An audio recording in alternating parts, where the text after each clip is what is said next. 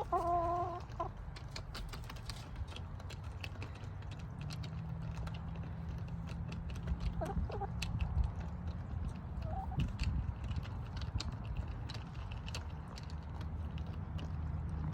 there, welcome to another episode of Galaxy Gardens. My name is Chrissy, and today I have so many things for you.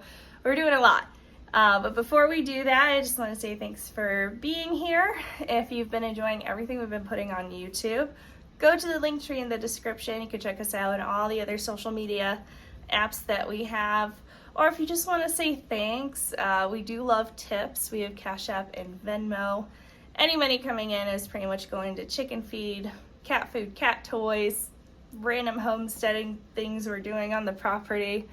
But, you know, anything, everything we would appreciate. But we do value free education, which is why we do this YouTube channel in the first place. Now that that's out of the way, I will show you what's in that mystery bag in our photo when you're, scrolling and you see this video and you click on it. But I am happy to say we are unearthing the garlic and the strawberries today, and that's not even like the half of what we're doing. So come check it out. And I'm thrilled. It's spring and we can finally go outside and the air doesn't hurt our face. So let's check it out.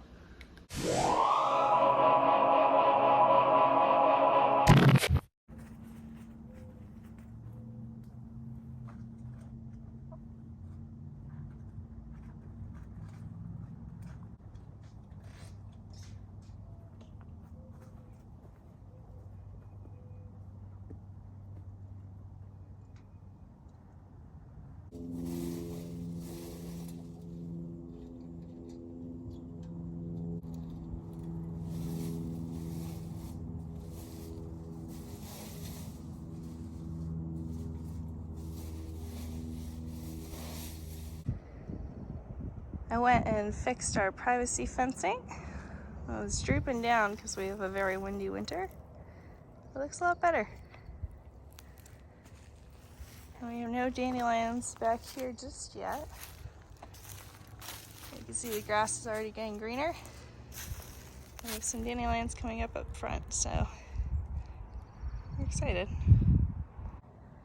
I'll be using these mixed together to spray our fruit trees today before our blooms come out.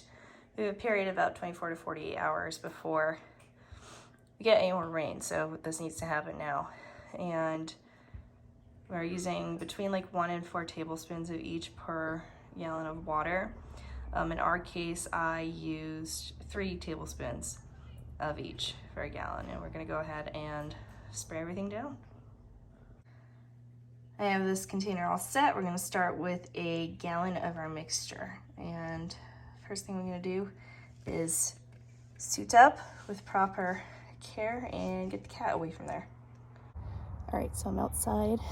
We have gloves on, jacket on. I'm gonna stand upwind of everything. So for today, I'm not gonna be wearing the face mask.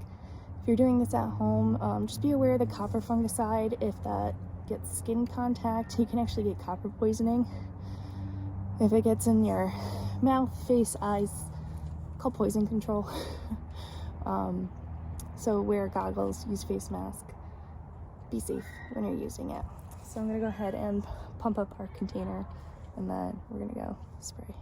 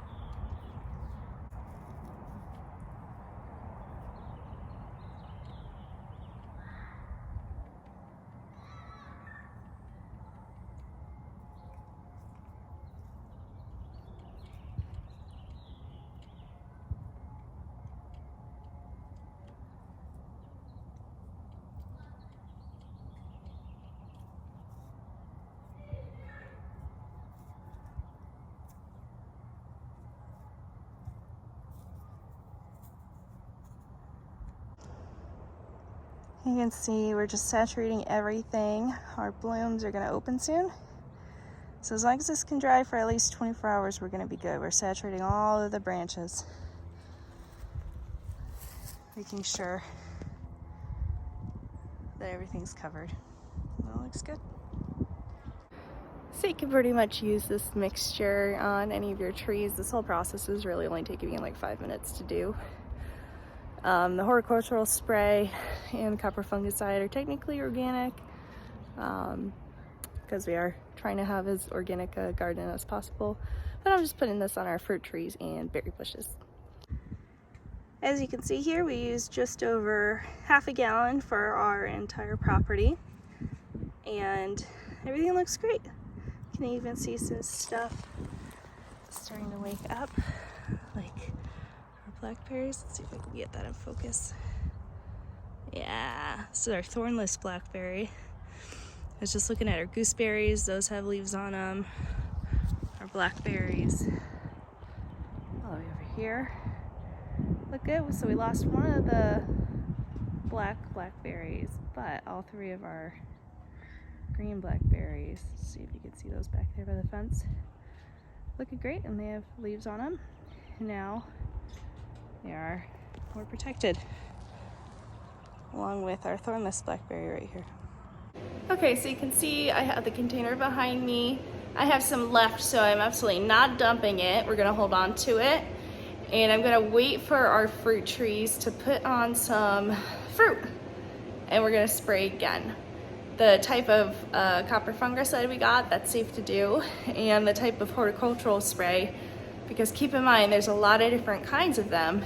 The kind we have can be sprayed at least once a week, and we're probably only going to be spraying it like one more time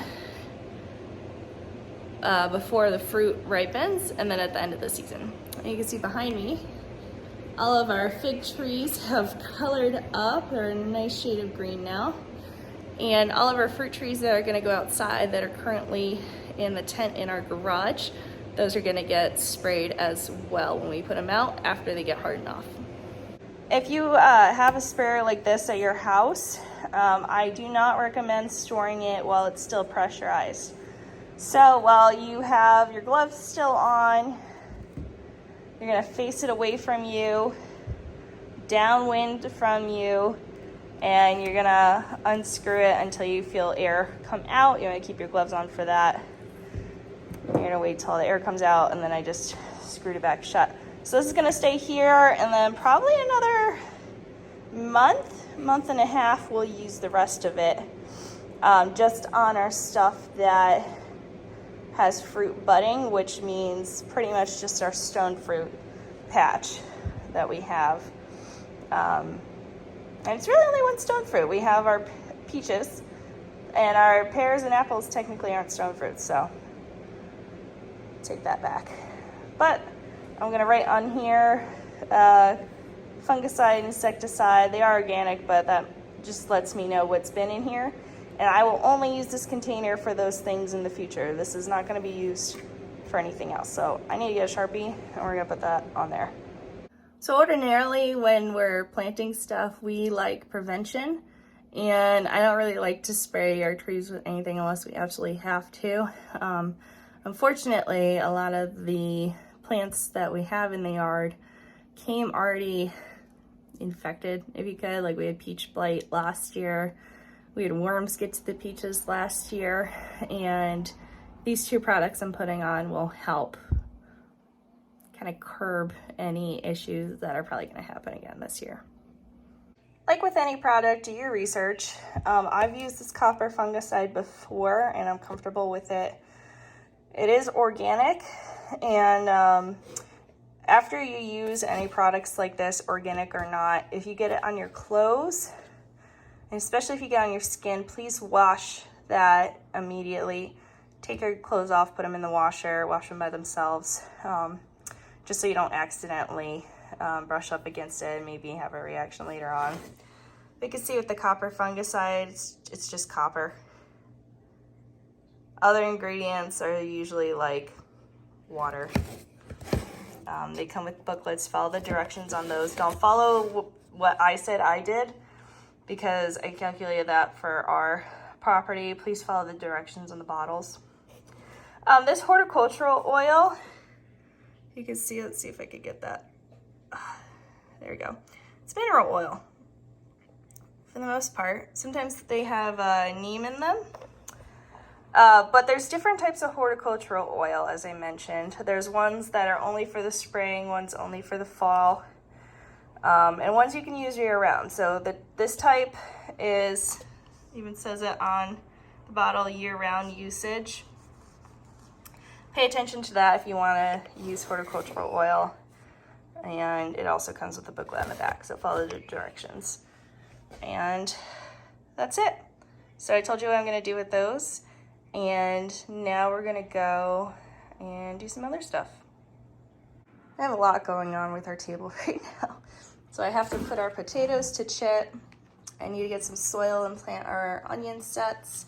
And I bought these from a box store because I thought I had ordered yellow onion sets. Turns out I ordered white onion sets, and I have a double amount of white onions. And we gotta plant our strawberry, our grape, and our black raspberry. And then some of our fruit trees are getting the citrus fertilizer you see in the back there.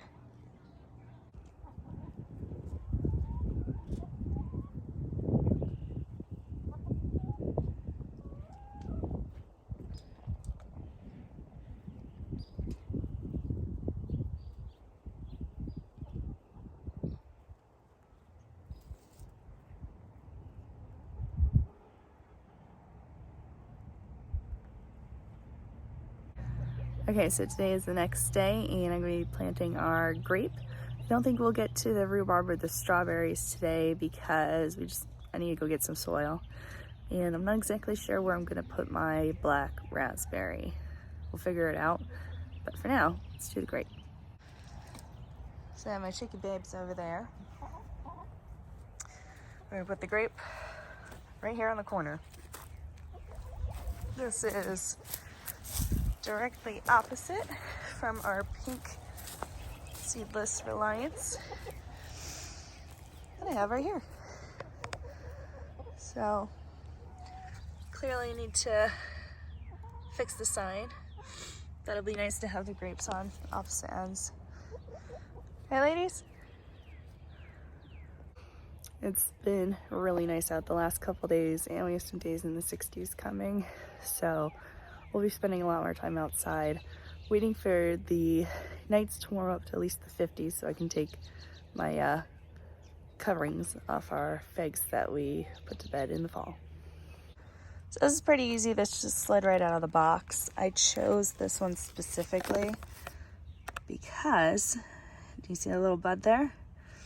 It had little buds ready for leaves. Now for where we live, just if I was going off the box, we're in that top sector there, which means anytime through March through May we can plant it.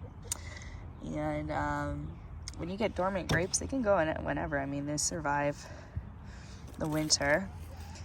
The soil is at least like 40-ish degrees, so put this in the ground and hopefully it'll wake up in the next few weeks.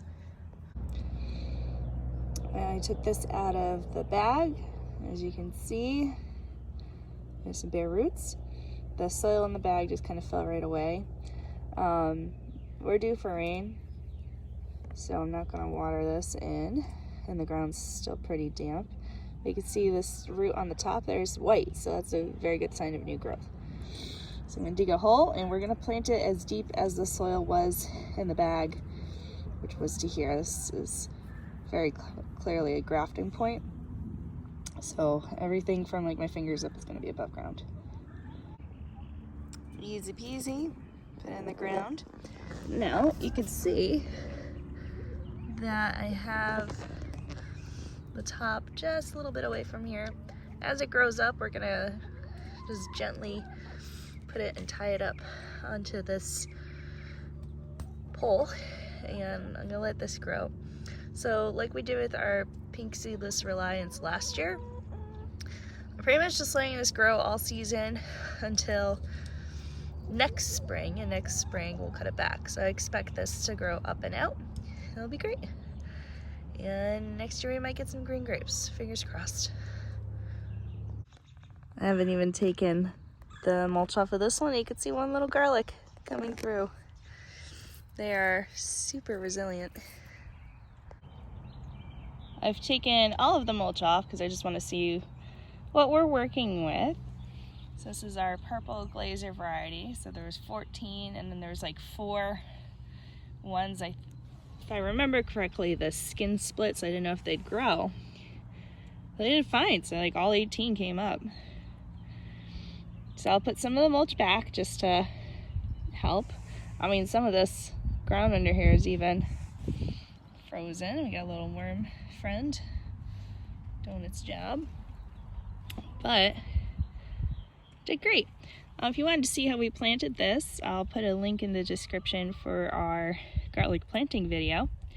I'm gonna go check on how the other ones are doing, but this looks awesome. If you haven't planted garlic, do it. It's literally the easiest thing to grow, low risk, high reward type plant. Please grow garlic. But this looks awesome. So you can see I put a very thin layer back on top just to help with some water retention in the soil. They like a lot of water until it's time to harvest. You can see that is all the mulch I took off.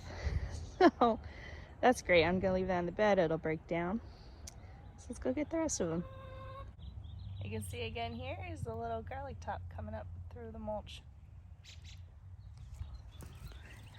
Let's see what this one looks like. Now this is a curiosity. You can see there's some tunneling in here. Big critter. I assume it's a vole. And I've noticed those in our beds last year. They like really don't disturb our root crops at all. They just kind of work their way around it and eat the bugs. So, no issues with me. Okay, again, put some of the straw back on here. It's our brown cloves, and we do have 32. So far 100% germination on these. When we go through the rest, I'll let you know if there's anything abnormal. Yeah, give the girls some of the straw back there.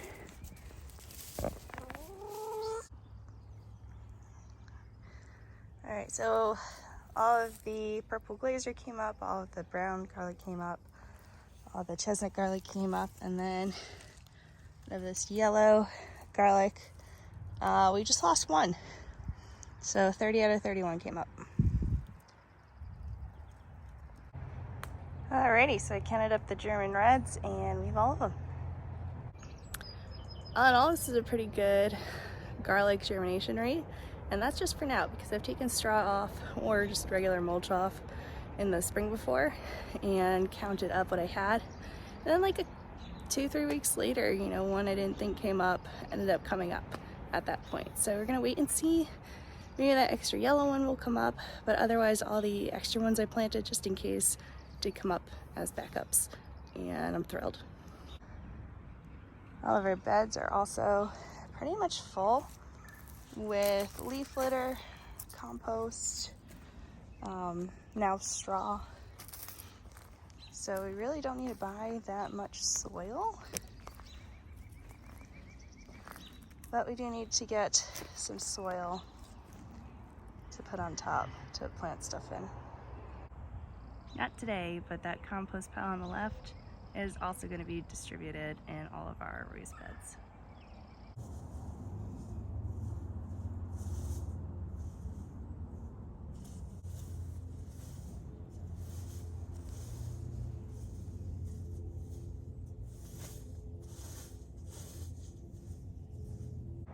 Just unearthed our seascape strawberry, and it looks like we had 2, 3, 4,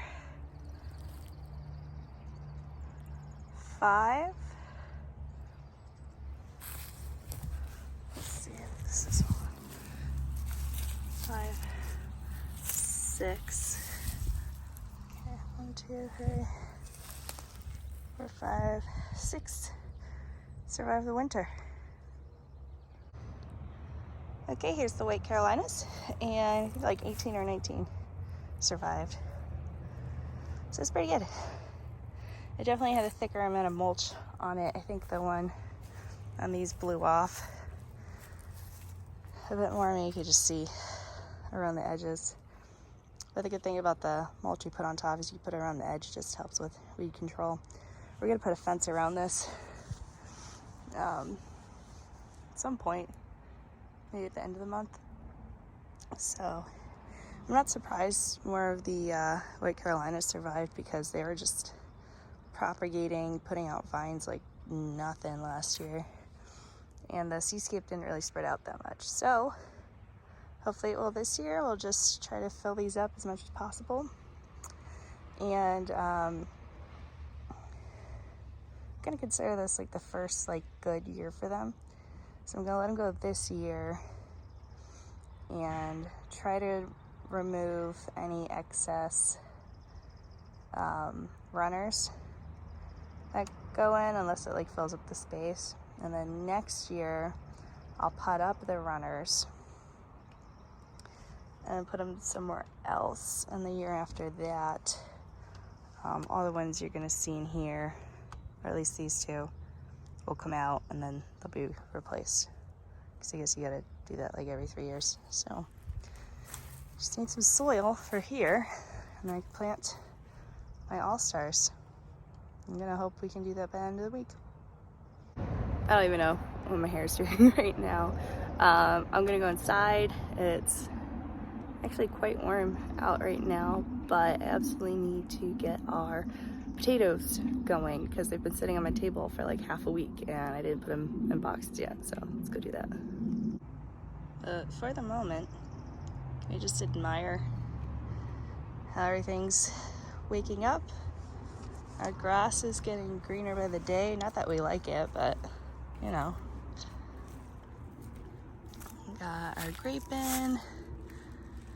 Our beds are doing great. I think they'll do better this year, but I think they're really gonna hit their stride as being like full,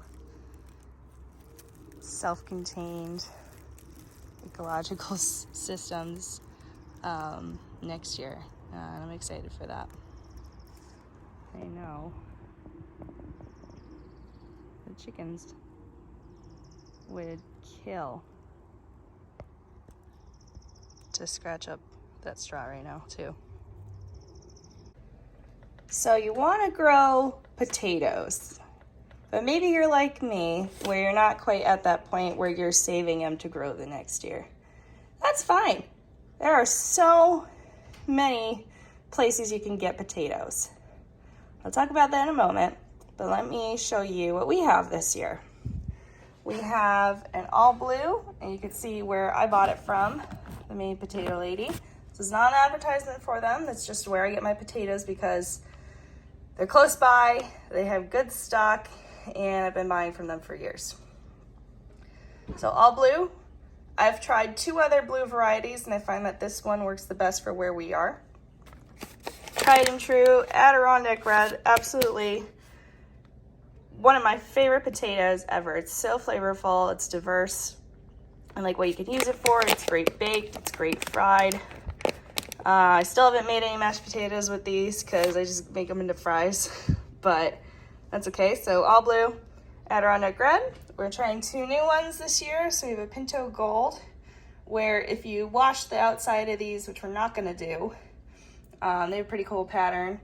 And then I have a Baltic Rose, which is one I saw other YouTubers said it like tastes really good and it's kind of pretty when you grow it, or when you harvest it rather. So I'm excited for that. So we scaled it back. We're doing 20 pounds this year, and it's gonna work. It's gonna work. And you can see behind me, we have like an egg catastrophe. I gotta go through them and store them or something. I've been giving them away left and right, and we still have so many. That's okay. So we have 20 pounds of potatoes. Last year we had 40, and we ended up running out of room of where to grow them. Even with high intensity planting, if you saw our potato picking video, you know exactly how much we ended up with and how close they were. So also with running out of room, like we gave away probably like 5 or 10 pounds. So clearly we don't need 40 pounds right now with our property the way it is. So we're gonna do 20. And rather than cut up our potatoes, which I usually do, where I'll chit them so the eyes grow. And then like the day before I wanna plant them at night, I'll cut them into at least like 2 to 3 inch sections. So it's usually in half for the size of seed tubers we get. And I'll let that dry overnight and then plant it. But this year, we're gonna plant them whole and see what happens. So basically, when you wanna chit your potatoes, this is just what I do. Other people do different stuff. I collect pretty much as many paper boxes as I can. And I'll put them in a single layer at the bottom. And then I will close the top like kind of loosely. And I also have it next to our heater. So it's gonna warm them up, and then it's gonna get ambient light from our window here. So hopefully in like a week, 2 weeks, they'll be ready to plant outside. So I'll show you what it looks like when I put them in. So I've just pulled an all blue out of the bag. As you can see, the eyes are already starting to grow. Honestly, if you have larger potatoes and you're gonna cut them, you wanna get at least like a few eyes on each side. So I could, if this grows some more, maybe cut this in half. But I'm not gonna do that. We're gonna plant it whole. I think this is a great size to plant. And it totally depends on what kind of potato you have. But I think it's realistic that we could maybe plant these next weekend or maybe into the middle of next week. And all the other ones in the bag seem to have eyes starting to come up too, so that's awesome. So I'm just layering them in here, tiny bit of space in between, just in case there's ever that risk of them getting moldy. I severely doubt it. Our house is pretty dry. I like to put them in here and try to get the eyes facing up. They'll make their way up regardless, but it gives them an extra hand. And it's kind of cool because when the eyes grow up, which you've probably seen in our other potato videos from our potatoes in the basement, this will be the bottom. They'll come up like this, and then you can just kind of plant it like that. Nestle it in there. So I am super excited. When you get potatoes, you don't have to wash them. I actually advise you not to wash them. These still have a lot of soil just kind of on them there. What most likely they did, and I can't confirm this because I don't work there, obviously, but they probably harvested the potatoes, cured them, dusted some of the soil off, and just left them as is, which is great. I mean, these look awesome. They're still plump. None of them are shriveled. You'll notice when the eyes start growing more that the actual like tuber itself might get like a little shrivelly. That's totally fine. That's normal. You want that.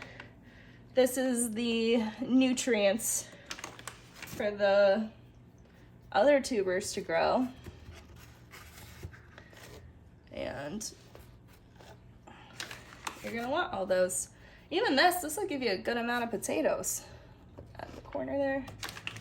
So I think we'll be able to fit most of these in here. And I'm hoping we can do like one garden bed of each variety. But we'll see, you know, worst case, I still have extra spots I can throw stuff in. I definitely have people who can take these like no problem, because I always buy more. I have the eyes on the other side, but it doesn't want to sit. I'll try to fix it. Now you can buy potatoes from anywhere. I bought it from a place that specifically grows seed tubers. But you can get them from local big box stores this time of year. End of March going into April, and especially like the month of April is pretty big for box stores to sell stuff. If you go to your local grocer and they have like organic potatoes. Oh, look at this meaty one. We're definitely planting this one. You can plant those too. You just gotta chip them just like this, or even ones that aren't organic, sometimes you'll find they'll sprout in your cupboard. Guess what? You can plant those too. So we got one layer in here. That's all we need. I don't like to do more than one layer because it puts them at risk of getting moldy. But that's great. And then I'm just gonna, fold this over. I won't show you now because it's got our address on it, but that's it. And you leave it alone, don't look at it, but check it in a week and you'll be pleasantly surprised. And we have more in here, so I have another box I can put it in. Do not put it in direct sunlight. That is my only recommendation because they can still turn green. And this could just be hearsay, but I've been told that if they're green, maybe they won't grow as well. I have no idea. But this works just fine. You don't have to worry about like finding a sunny spot for them. They do just fine with indirect sunlight, even with this box closed. Now we're not taping it shut or anything. I'm just loosely covering these over, and that's mostly just so our cats don't pull them out and play soccer with them around the house because they will. So let me go ahead and do the other ones and I'll show you what I'll do with the extra ones. So I'll just cover up our address here, but that's all I mean. You're just loosely closing it. It will get some light through here. It will get light through this part, and they'll do what they need to do. So here's the rest of them. I spaced them out as best I could because the bag is a little bit curved. So those will be fine. I can always push that down a little bit so they're not getting too much light. And I'm just gonna put it right on top of the box. I put the rest in. So I know this whole stack is the all blue. And I'll just know by looking at it because it's the only blue potato that we bought. But that's it. Leave it there for a week. I'll check on it. It's probably gonna be ready to go. And I might be able to show you next week how they're doing. So you can see here that this box is pretty small. So I'm gonna save the bag from the Adirondack Reds. Just put them in there, and I put the tag in there so I know everything in here is an Adirondack Red. It's not that hard. People overcomplicate it. I mean, you could use a paper bag. You don't have to use cardboard boxes. Some people are like, get your egg crates, do these fancy things, and you don't have to. They will grow. They want to grow, they're gonna grow, and they'll be fine. Just to show you, you could use a paper bag. I put all of our Baltic roses in this bag, and then I used the Baltic rose bag it came in as a makeshift security system against our cats. Now, here's a note. So you'll see that half of this box is along the heater and half of it's not. You'll probably notice if you do the same thing, the ones on this side by the heater may start sprouting faster or more vigorously than this side. Guess what? Super easy, just spin it around once a day. If you're worried about that, I don't really care, so I'm gonna leave it. But if you like to make it even, once a day, just spin it around. Don't worry if they roll around, they'll be fine. Same thing with this one's not even next to a heater, it's still gonna sprout. I'm not worried about it. Our kitchen's pretty warm. So we have one more to do, and we'll be all done. All right, all right, all right. Very nice. All done. Gonna leave these for a week and I'll check on them. Maybe I'll spin them around every now and then if I feel like it. But it's good to go. I don't know about other countries because I don't live there. But I do know in the US, wherever you're living in the US, I'm not sure about US territories, though I'm sure you can find them there too. But if you're on the mainland US, with either in your state or one of these surrounding states to you, you'll be able to find a company that sells potatoes that work for your area. So look them up.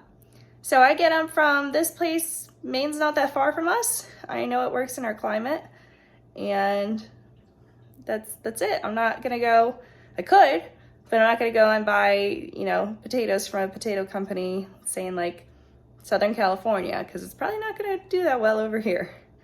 Maybe it will. Maybe they have the varieties that we need. But I like to purchase things that don't have to travel so far. So that's why I like our local or semi-local providers, and that's what works for us. And just remember this, so one last note on potatoes. If you're watching this to know when to plant your potatoes, as soon as your ground is workable, you can plant them. And as they're chitting and the eyes are growing, you don't need that much to grow. People will tell you like very specific measurements to go for before you plant them. If the eyes get to be about like an inch, 2 inches, right? They'll be fine. You can plant them, they'll do their thing. I've been experimenting with potatoes for years. I've probably grown them like 5 or 6 different ways just based on what I've read on the internet. This year we're planting them whole. That's gonna be a new one. I'm gonna use the same method as last year, but we're spacing them out a little bit more than last year, so not quite as high in intensity planting. But once the eyes get, inch, 2 inches, you're good. Some people like to do it more, some people like to do it less.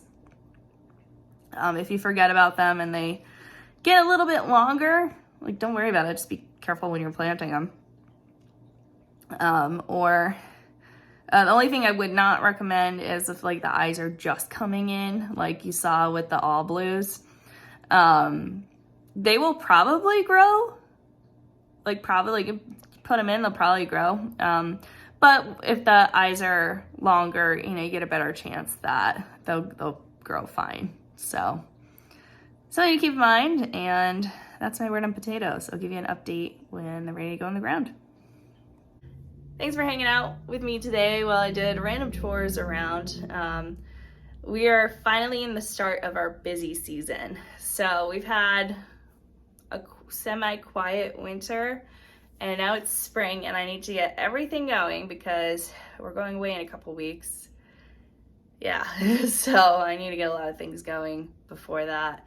And we have perennials to put in the ground, we have onion sets to plant, and I'm gonna get some trellises out of the shed today, plant some peas, direct sow some lettuce. We desperately need to get soil.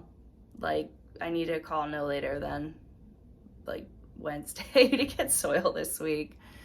But I'll show you how our seedlings are doing because they look fantastic. So far, everything's germinated, but not everything has sprouted, which is pretty much just our valerian root. That germinated but didn't sprout yet. So I might have to start that over.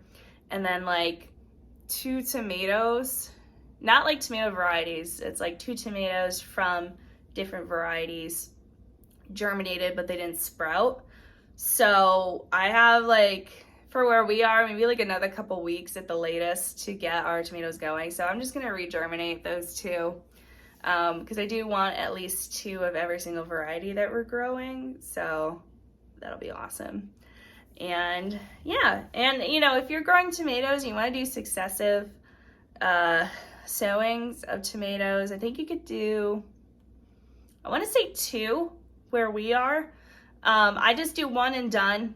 They'll grow, maybe they'll like start slowing down in the end of August, September. That's fine. I think you can get more going where we are middle of May. I'll look it up to get like more like vigorous plants in August. I don't really care. We're growing so many.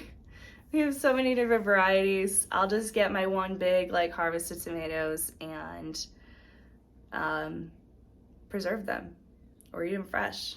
And I'm not gonna worry about having too many more going. So things are looking good. I'll show you the seedlings right now, and I hope you have a wonderful like 2nd, 3rd week of spring, because it's spring and it's light after 5 o'clock. I think we get light to like 7:30 these days, which is awesome. I will see you next week, and I'll give you an update on the potatoes. But till then, I hope you stay well. Bye.